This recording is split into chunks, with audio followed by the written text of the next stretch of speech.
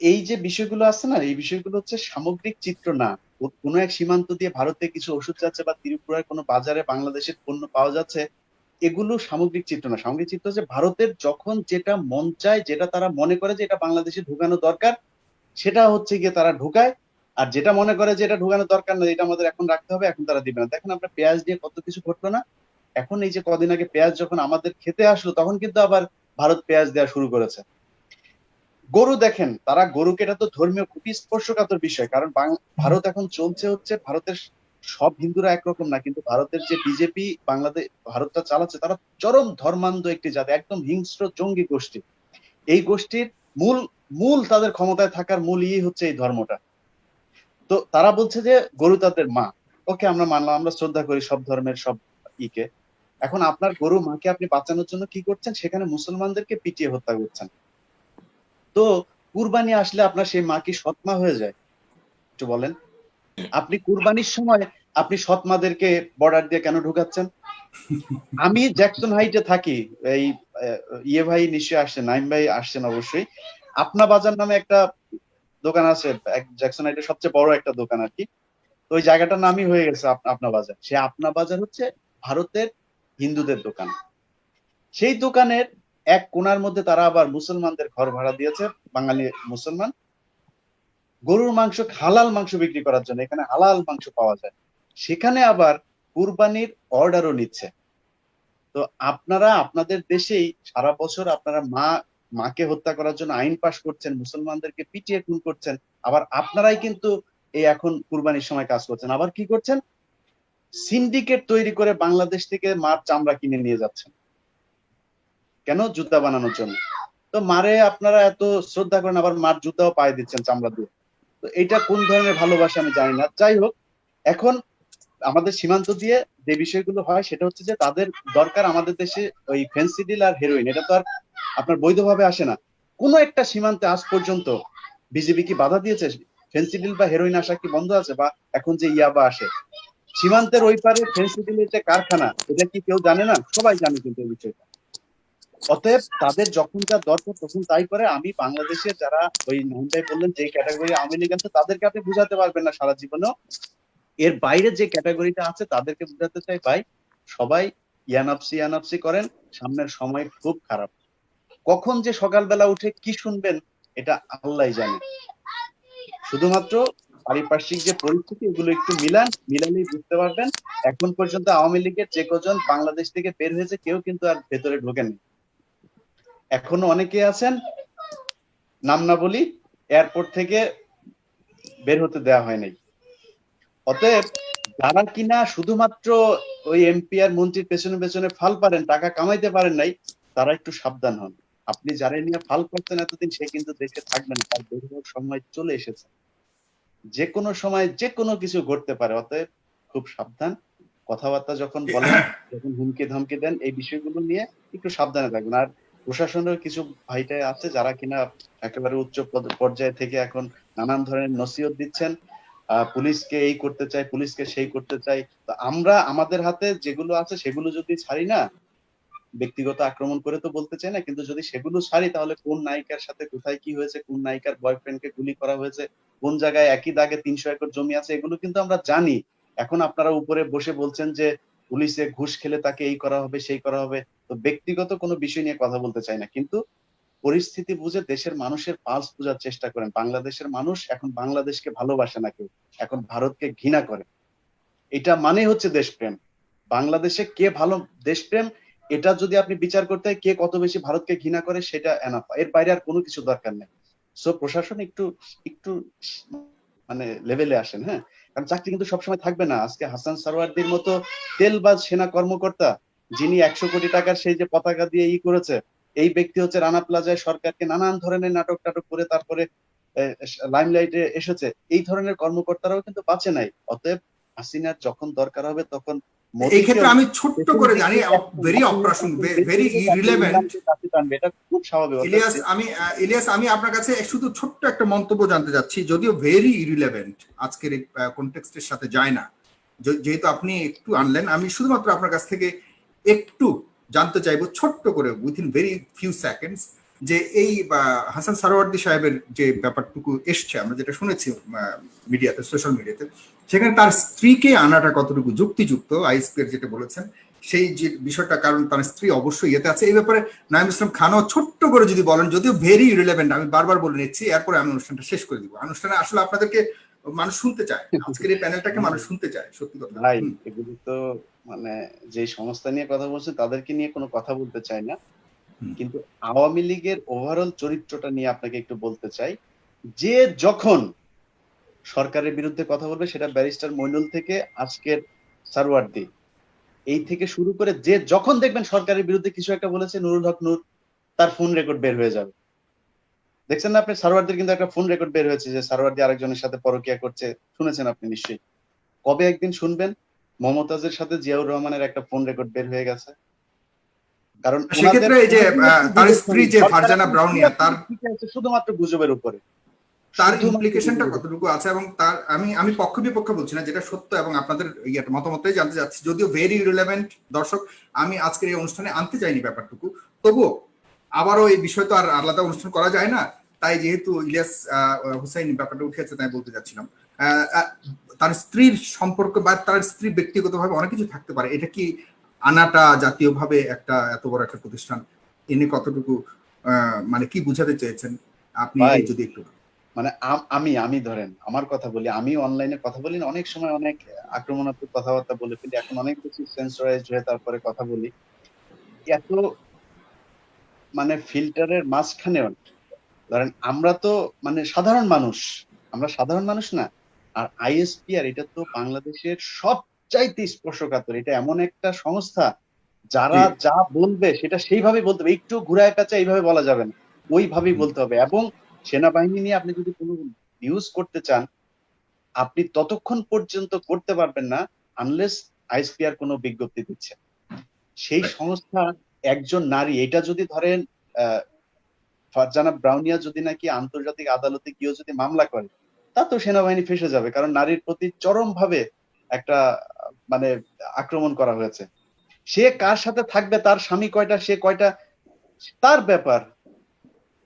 সেনাবাহিনী থেকে মানে 2 বিয়ে করে না কেউ, সেনাবাহিনীতে 3 বিয়ে করে না কেউ, তার মানে কি সে শেষ হয়ে গেছে? আরে ভাই, সে বউ তো 3টা 4টা বিয়ে তো পরের কথা। বাংলাদেশে আমি অন্তত 10 জন পুলিশ অফিসারের নাম বলতে পারবো, তার যতগুলো গার্লফ্রেন্ড ছিল ততগুলো মেয়ে আমি আপনি দেখিও নাই। তা আপনি আপনি পারেন এটা করতে? কখনোই পারে না। কিন্তু সেটা তারা কিভাবে মনে করেছে। তো ভারতের বিরুদ্ধে কথা বলতে গিয়ে বাংলাদেশের একটা মেধাবী শিক্ষা প্রতিষ্ঠান ছাত্রকে জীবন দিতে হয়। চিন্তা করেন তাহলে ভারত কিভাবে আমাদের দেশে একটা সুবিধাভোগী শ্রেণী তৈরি করেছে। এবং এই যে সরকার যারা আপনার এই যে চুক্তিগুলো করছে বাংলাদেশের স্বার্থকে প্রাধান্য না দিয়ে, এই চুক্তি তো আমি মানতে পারি না। সুতরাং সেই ক্ষেত্রে আমি বলছি আমরা ভারতের বিরোধী না, আমরা এই যে আপনার নতজানু পররাষ্ট্রনীতি বাংলাদেশের স্বার্থকে বিকিয়ে দিয়ে ভারতের কাছে এই যে চুক্তিগুলো, এই চুক্তির আমরা বিরোধিতা করি। আপনি নিশ্চয়ই জানেন আমরা বাংলা ভাষাভাষী মানুষ হিসেবে কলকাতা, বিশেষ করে পশ্চিমবঙ্গের মানুষ এবং এই অঞ্চলের মানুষের মধ্যে কিন্তু খুব একটা ভালো সখ্যতা রয়েছে, আমাদের সাংস্কৃতিক বিনিময় রয়েছে, আমাদের সাহিত্য বিনিময় রয়েছে।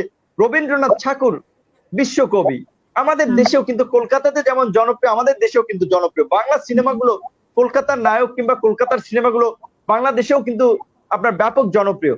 অথচ আমাদের দেশের একটা টেলিভিশন আমরা ভারতে চালাতে পারি না, কারণ ভারত দেয় না, লাইসেন্স দেয় না। তারা সাংস্কৃতিক আগ্রাসন চালাচ্ছে আমাদের দেশে, কারণ ভারতের কালচার আর আমাদের কালচারটা এক না। তারা যেভাবে আপনার ইউরোপ আমেরিকাকে ফলো করে আপনার যেভাবে একটা ওপেন সোসাইটি বিনির্মাণ করতে চায়, আমাদের এই জায়গা তো সেই মূল্যবোধটা নাই। সেখানে তাদের যে সাংস্কৃতিক আগ্রাসন, বাংলাদেশ সরকার সেটি নিয়ে ভ্রুক্ষেপ করছে না। রাজনৈতিক দলগুলো অনেকেই ক্ষমতায় থাকার জন্য ভারতের আশীর্বাদ চায়, ইভেন অনেকেই তো ক্ষমতায় যাওয়ার আগেই নানান ধরনের চুক্তিগুলো করে থাকে যে ক্ষমতায় গেলে ভারতকে এই সুবিধা দেবে। এবং আপনি নিশ্চয়ই আমাদের প্রাইম মিনিস্টার এর আগে ভারত সফরে গেছিল, তারপর একটা প্রেস কনফারেন্স করেছে, আপনি শুনেছিলেন তিনি যে বলেছিলেন যে ভারতকে যা দিয়েছি সারা জীবন মনে রাখবে। তো কি দেওয়াটা দিয়েছে যে সারা জীবন মনে রাখবে? তো এটা দ্বারা স্পষ্টই বোঝা যাচ্ছে যে কিভাবে তারা ভারতকে দিচ্ছে। এবং এর অন্যতম আরেকটি ঘটনা আপনাকে বলে রাখি, যে যারা অনেক মানুষ জানে না, কিন্তু রাজনৈতিক বিশ্লেষকরা এই বিষয়টি জানে, আন্তর্জাতিক সম্পর্ক বিশ্লেষকরা এই বিষয়টি নিয়ে কথা বলে, হয়তো আমাদের কমন মানুষ জানে না।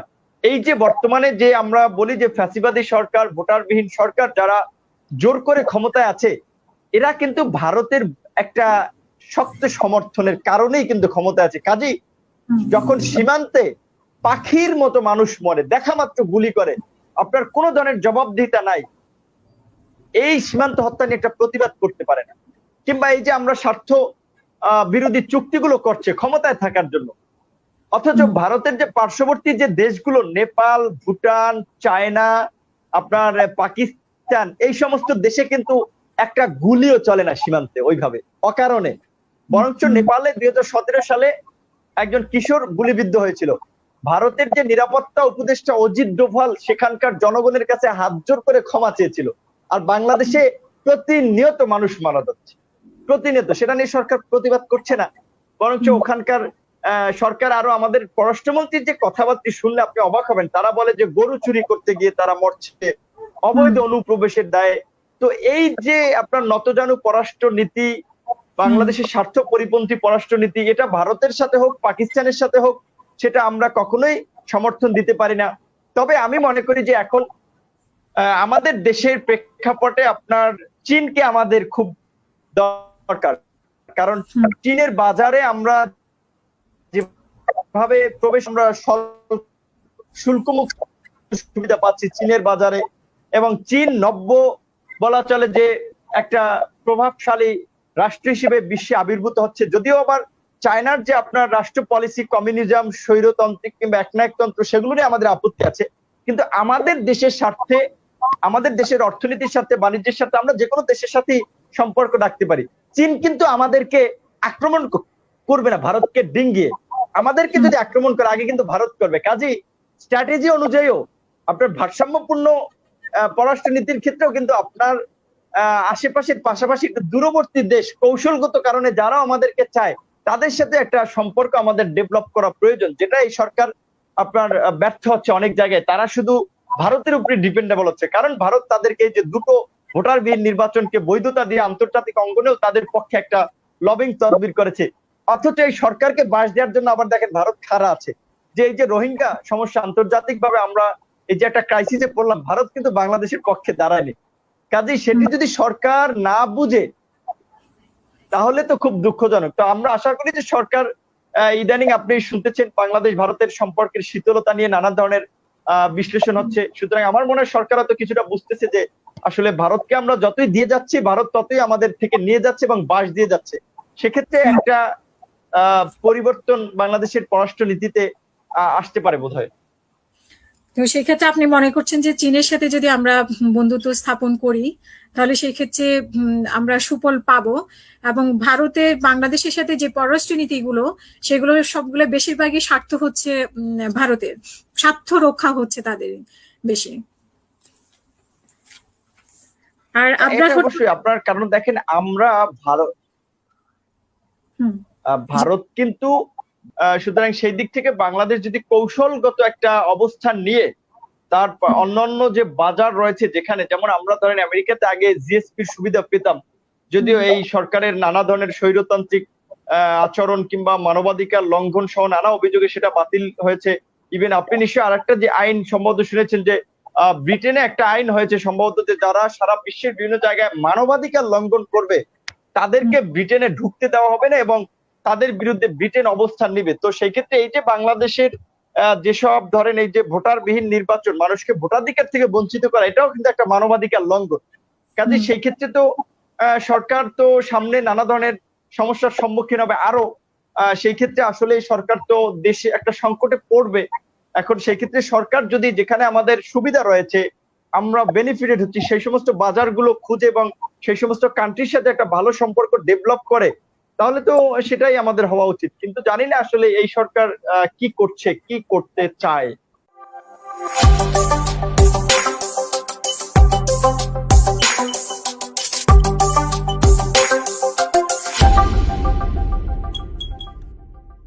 এই যে বিষয়গুলো আছে না, এই বিষয়গুলো হচ্ছে সামগ্রিক চিত্র না। কোনো এক সীমান্ত দিয়ে ভারতে কিছু ওষুধ যাচ্ছে বা ত্রিপুরার কোনো বাজারে বাংলাদেশের পণ্য পাওয়া যাচ্ছে, এগুলো সামগ্রিক চিত্র না। সামগ্রিক চিত্র হচ্ছে ভারতের যখন যেটা মন চায়, যেটা তারা মনে করে যে এটা বাংলাদেশে ঢুকানো দরকার, সেটা হচ্ছে গিয়ে তারা ঢুকায়। আর যেটা মনে করে যে এটা ঢুকানো দরকার না, এটা আমাদের এখন রাখতে হবে, এখন তারা দিবে না। দেখেন আমরা পেঁয়াজ দিয়ে কত কিছু ঘটলো না, এখন এই যে কদিন আগে পেঁয়াজ যখন আমাদের খেতে আসলো তখন কিন্তু আবার ভারত পেঁয়াজ দেওয়া শুরু করেছে।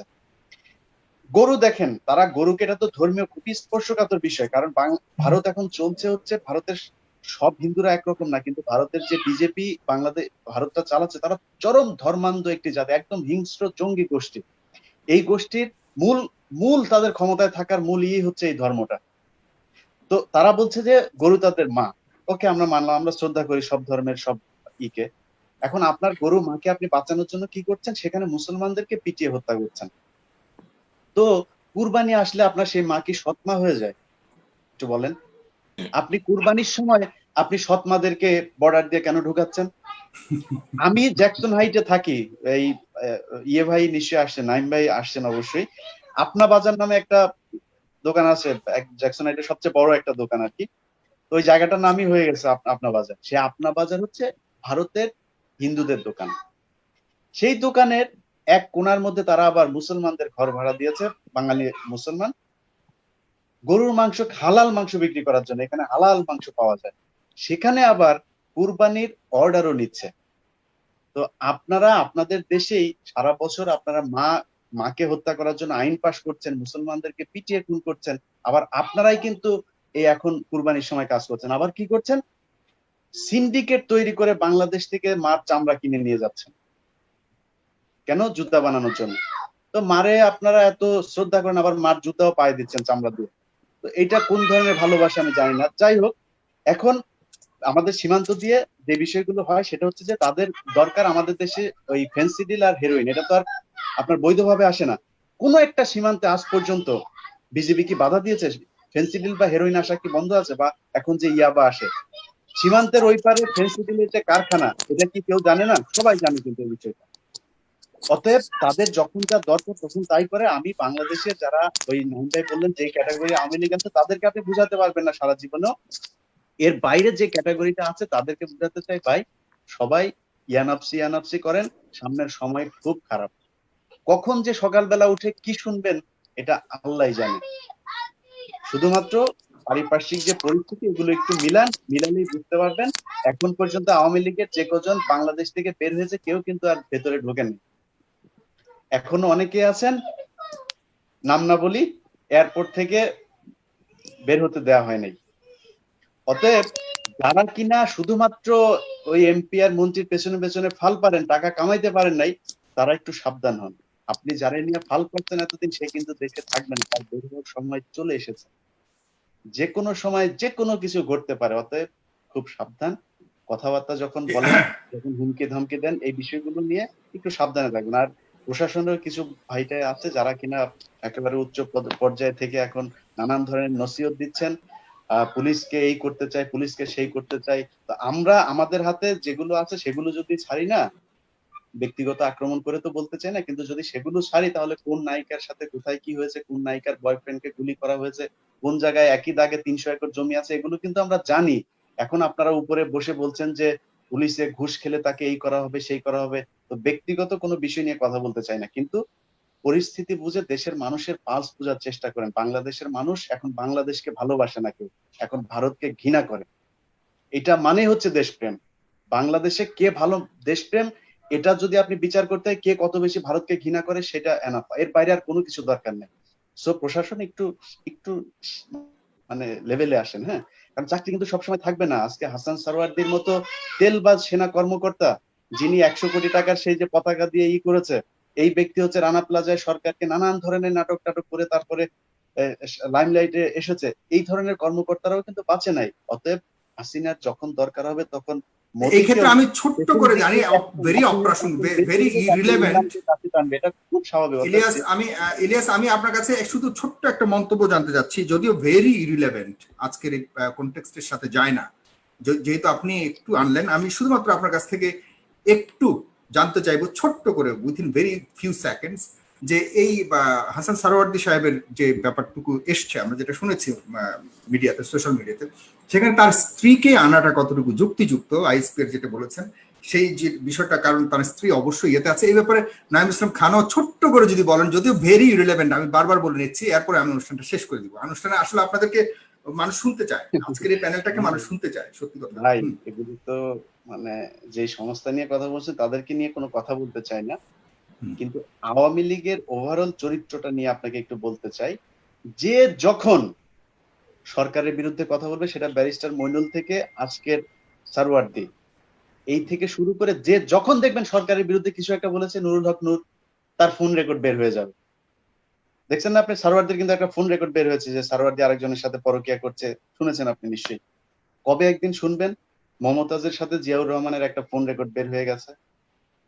কারণ সেক্ষেত্রে এই যে তার স্ত্রী যে ফারজানা ব্রাউনিয়া, তার শুধুমাত্র গুজবের উপরে, তার ইমপ্লিকেশনটা কতটুকু আছে, এবং তার আমি পক্ষ বিপক্ষ বলছি না, যেটা সত্য এবং আপনাদের মতামতটাই জানতে চাচ্ছি, যদিও ভেরি রিলেভেন্ট দর্শক, আমি আজকের এই অনুষ্ঠানে আনতে চাইনি ব্যাপারটুকু, তবুও আবারও এই বিষয় তো আর আলাদা অনুষ্ঠান করা যায় না, তাই যেহেতু ইলিয়াস হুসাইন ব্যাপারটা উঠেছে তাই বলতে যাচ্ছিলাম। তার স্ত্রীর সম্পর্ক বা তার স্ত্রী ব্যক্তিগতভাবে অনেক কিছু থাকতে পারে, এটা কি আনাটা জাতীয়ভাবে একটা এত বড় একটা প্রতিষ্ঠান এনে কতটুকু মানে কি বুঝাতে চেয়েছেন আপনি, যদি একটু মানে আমি ধরেন আমার কথা বলি, আমি অনলাইনে কথা বলি না, অনেক সময় অনেক আক্রমণাত্মক কথাবার্তা বলে ফেলি, এখন অনেক কিছু সেন্সরাইজড হয়ে তারপরে কথা বলি, এত মানে ফিল্টারের মাঝখানেও ধরেন আমরা তো মানে সাধারণ মানুষ, আমরা সাধারণ মানুষ না। আর আইএসপিআর এটা তো বাংলাদেশের সবচাইতে স্পর্শকাতর, এটা এমন একটা সংস্থা যারা যা বলবে সেটা সেইভাবে বলতে হবে, একটু ঘুরায় পেঁচা এইভাবে বলা যাবে না, ওইভাবেই বলতে হবে। এবং সেনাবাহিনী নিয়ে আপনি যদি কোনো নিউজ করতে চান, আপনি ততক্ষণ পর্যন্ত করতে পারবেন না আনলেস আইএসপিআর কোনো বিজ্ঞপ্তি দিচ্ছে। সেই সংস্থা একজন নারী, এটা যদি ধরেন ফারজানা ব্রাউনিয়া যদি নাকি আন্তর্জাতিক আদালতে গিয়েও যদি মামলা করে, তা তো সেনাবাহিনী ফেসে যাবে, কারণ নারীর প্রতি চরম ভাবে একটা মানে আক্রমণ করা হয়েছে। সে কার সাথে থাকবে, তার স্বামী কয়টা, সে কয়টা, তার ব্যাপার। সেনাবাহিনী থেকে মানে 2 বিয়ে করে না কেউ, সেনাবাহিনীতে 3 বিয়ে করে না কেউ, তার মানে কি সে শেষ হয়ে গেছে? আরে ভাই, সে বউ তো 3টা 4টা বিয়ে তো পরের কথা। বাংলাদেশে আমি অন্তত 10 জন পুলিশ অফিসারের নাম বলতে পারবো, তার যতগুলো গার্লফ্রেন্ড ছিল ততগুলো মেয়ে আমি আপনি দেখিও নাই। তা আপনি পারেন এটা করতে? কখনোই পারে না। কিন্তু সেটা তারা কিভাবে মনে করেছে। তো ভারতের বিরুদ্ধে কথা বলতে গিয়ে বাংলাদেশের একটা মেধাবী শিক্ষা প্রতিষ্ঠান ছাত্রকে জীবন দিতে হয়। চিন্তা করেন তাহলে ভারত কিভাবে আমাদের দেশে একটা সুবিধাভোগী শ্রেণী তৈরি করেছে। এবং এই যে সরকার যারা আপনার এই যে চুক্তিগুলো করছে বাংলাদেশের স্বার্থকে প্রাধান্য না দিয়ে, এই চুক্তি তো আমি মানতে পারি না।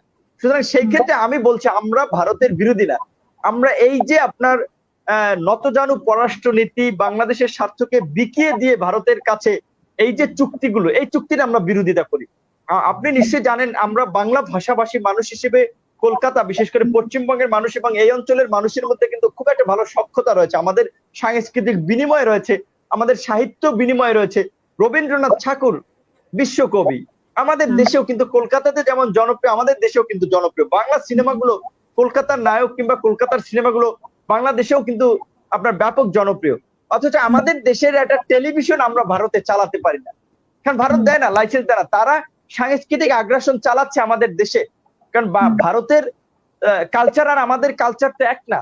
তারা যেভাবে আপনার ইউরোপ আমেরিকাকে ফলো করে আপনার যেভাবে একটা ওপেন সোসাইটি বিনির্মাণ করতে চায়, আমাদের এই জায়গা তো সেই মূল্যবোধটা নাই। সেখানে তাদের যে সাংস্কৃতিক আগ্রাসন, বাংলাদেশ সরকার সেটি নিয়ে ভ্রুক্ষেপ করছে না। রাজনৈতিক দলগুলো অনেকেই ক্ষমতায় থাকার জন্য ভারতের আশীর্বাদ চায়, ইভেন অনেকেই তো ক্ষমতায় যাওয়ার আগেই নানান ধরনের চুক্তিগুলো করে থাকে যে ক্ষমতায় গেলে ভারতকে এই সুবিধা দেবে। এবং আপনি নিশ্চয়ই আমাদের প্রাইম মিনিস্টার এর আগে ভারত সফরে গেছিল, তারপর একটা প্রেস কনফারেন্স করেছে, আপনি শুনেছিলেন তিনি যে বলেছিলেন যে ভারতকে যা দিয়েছি সারা জীবন মনে রাখবে। তো কি দেওয়াটা দিয়েছে যে সারা জীবন মনে রাখবে? তো এটা দ্বারা স্পষ্টই বোঝা যাচ্ছে যে কিভাবে তারা ভারতকে দিচ্ছে। এবং এর অন্যতম আরেকটি ঘটনা আপনাকে বলে রাখি, যে যারা অনেক মানুষ জানে না, কিন্তু রাজনৈতিক বিশ্লেষকরা এই বিষয়টি জানে, আন্তর্জাতিক সম্পর্ক বিশ্লেষকরা এই বিষয়টি নিয়ে কথা বলে, হয়তো আমাদের কমন মানুষ জানে না। এই যে বর্তমানে যে আমরা বলি যে ফ্যাসিবাদী সরকার, ভোটারবিহীন সরকার যারা জোর করে ক্ষমতায় আছে, এরা কিন্তু ভারতের একটা শক্ত সমর্থনের কারণেই কিন্তু ক্ষমতায় আছে। কাজেই যখন সীমান্তে পাখির মতো মানুষ মরে, দেখা মাত্র গুলি করে, আপনার কোনো ধরনের জবাবদিহিতা নাই, এই সীমান্ত হত্যা নিয়ে একটা প্রতিবাদ করতে পারে না। কিংবা এই যে আমরা স্বার্থ বিরোধী চুক্তিগুলো করছে ক্ষমতায় থাকার জন্য। অথচ ভারতের যে পার্শ্ববর্তী যে দেশগুলো নেপাল, ভুটান, চায়না, আপনার পাকিস্তান, এই সমস্ত দেশে কিন্তু একটা গুলিও চলে না সীমান্তে ওইভাবে অকারণে। বরঞ্চ নেপালে 2017 সালে একজন কিশোর গুলিবিদ্ধ হয়েছিল। ভারতের যে নিরাপত্তা উপদেষ্টা অজিত ডোভাল সেখানকার জনগণের কাছে হাত জোর করে ক্ষমা চেয়েছিল। আর বাংলাদেশে প্রতিনিয়ত মানুষ মারা যাচ্ছে, প্রতিনিয়ত। সেটা নিয়ে সরকার প্রতিবাদ করছে না, বরঞ্চ ওখানকার সরকার আরো আমাদের পররাষ্ট্রমন্ত্রীর যে কথাবার্তা শুনলে আপনি অবাক হবেন। তারা বলে যে গরু চুরি করতে গিয়ে তারা মরছে, অবৈধ অনুপ্রবেশের দায়ে। তো এই যে আপনার নতজানু পররাষ্ট্র নীতি, বাংলাদেশের স্বার্থ পরিপন্থী পররাষ্ট্র নীতি, এটা ভারতের সাথে হোক পাকিস্তানের সাথে হোক, সেটা আমরা কখনোই সমর্থন দিতে পারি না। তবে আমি মনে করি যে এখন আমাদের দেশের প্রেক্ষাপটে আপনার চীনকে আমাদের খুব দরকার। কারণ চীনের বাজারে আমরা যেভাবে প্রবেশ, আমরা শুল্কমুক্ত সুবিধা পাচ্ছি চীনের বাজারে, এবং চীন নব্য বলা চলে যে একটা প্রভাবশালী রাষ্ট্র হিসেবে বিশ্বে আবির্ভূত হচ্ছে। যদিও আবার চায়নার যে আপনার রাষ্ট্র পলিসি, কমিউনিজম, স্বৈরতান্ত্রিক কিংবা একনায়কতন্ত্র, সেগুলো নিয়ে আমাদের আপত্তি আছে। কিন্তু আমাদের দেশের স্বার্থে, আমাদের দেশের অর্থনীতির সাথে, বাণিজ্যের সাথে আমরা যে কোনো দেশের সাথে সম্পর্ক রাখতে পারি। চীন কিন্তু আমাদেরকে আক্রমণ করবে না ভারতকে ডিঙ্গিয়ে। আমাদেরকে যদি আক্রমণ করে আগে কিন্তু ভারত করবে। কাজেই স্ট্র্যাটেজি অনুযায়ীও আপনার ভারসাম্যপূর্ণ পররাষ্ট্র নীতির ক্ষেত্রেও কিন্তু আপনার আশেপাশের পাশাপাশি একটু দূরবর্তী দেশ, কৌশলগত কারণে যারা আমাদেরকে চায়, তাদের সাথে একটা সম্পর্ক আমাদের ডেভেলপ করা প্রয়োজন, যেটা এই সরকার আপনার ব্যর্থ হচ্ছে অনেক জায়গায়। তারা শুধু ভারতের উপরে ডিপেন্ডেবল হচ্ছে, কারণ ভারত তাদেরকে যে দুটো ভোটারবিহীন নির্বাচনকে বৈধতা দিয়ে আন্তর্জাতিক অঙ্গনেও তাদের পক্ষে একটা লবিং তদবির করেছে। অথচ এই সরকারকে বাস দেওয়ার জন্য আবার দেখেন ভারত খাড়া আছে। যে এই যে রোহিঙ্গা সমস্যা, আন্তর্জাতিক ভাবে আমরা এই যে একটা ক্রাইসিসে পড়লাম, ভারত কিন্তু বাংলাদেশের পক্ষে দাঁড়ায়নি। কাজেই সেটি যদি সরকার না বুঝে তাহলে তো খুব দুঃখজনক। তো আমরা আশা করি যে সরকার ইদানিং আপনি শুনতেছেন বাংলাদেশ ভারতের সম্পর্কের শীতলতা নিয়ে নানা ধরনের বিশ্লেষণ হচ্ছে। সুতরাং আমার মনে হয় সরকার তো কিছুটা বুঝতেছে যে আসলে ভারতকে আমরা যতই দিয়ে যাচ্ছি, ভারত ততই আমাদের থেকে নিয়ে যাচ্ছে এবং বাস দিয়ে যাচ্ছে। সেক্ষেত্রে একটা পরিবর্তন বাংলাদেশের পররাষ্ট্র নীতিতে আসতে পারে বোধহয়। তো সেক্ষেত্রে আপনি মনে করছেন যে চীনের সাথে যদি আমরা বন্ধুত্ব স্থাপন করি, তাহলে সেই ক্ষেত্রে আমরা সুফল পাবো, এবং ভারতের বাংলাদেশের সাথে যে পররাষ্ট্র নীতিগুলো, সেগুলো সবগুলো বেশিরভাগই স্বার্থ হচ্ছে ভারতের স্বার্থ রক্ষা হচ্ছে তাদের বেশি। আর অবশ্যই আপনার, কারণ দেখেন আমরা ভারত কিন্তু সুতরাং সেই দিক থেকে বাংলাদেশ যদি কৌশলগত একটা অবস্থান নিয়ে তার অন্যান্য যে বাজার রয়েছে, যেখানে যেমন আমরা ধরেন আমেরিকাতে আগে জিএসপির সুবিধা পেতাম, যদিও এই সরকারের নানা ধরনের স্বৈরতান্ত্রিক আচরণ কিংবা মানবাধিকার লঙ্ঘন সহ নানা অভিযোগে সেটা বাতিল হয়েছে। ইভেন আপনি নিশ্চয়ই আরেকটা যে আইন সম্ভবত শুনেছেন যে ব্রিটেনে একটা আইন হয়েছে সম্ভবত, যে যারা সারা বিশ্বের বিভিন্ন জায়গায় মানবাধিকার লঙ্ঘন করবে তাদেরকে ব্রিটেনে ঢুকতে দেওয়া হবে না এবং তাদের বিরুদ্ধে ব্রিটেন অবস্থান নিবে। তো সেই ক্ষেত্রে এই যে বাংলাদেশের যেসব ধরেন এই যে ভোটারবিহীন নির্বাচন, মানুষকে ভোটাধিকার থেকে বঞ্চিত করা, এটাও কিন্তু একটা মানবাধিকার লঙ্ঘন। কাজে সেই ক্ষেত্রে তো সরকার তো সামনে নানা ধরনের সমস্যার সম্মুখীন হবে আরো। সেই ক্ষেত্রে আসলে সরকার তো দেশে একটা সংকটে পড়বে। এখন সেই ক্ষেত্রে সরকার যদি যেখানে আমাদের সুবিধা রয়েছে, আমরা বেনিফিটেড হচ্ছি, সেই সমস্ত বাজারগুলো খুঁজে এবং সেই সমস্ত কান্ট্রির সাথে একটা ভালো সম্পর্ক ডেভেলপ করে, তাহলে তো সেটাই আমাদের হওয়া উচিত। কিন্তু জানি না আসলে এই সরকার কি করছে, কি করতে চায়।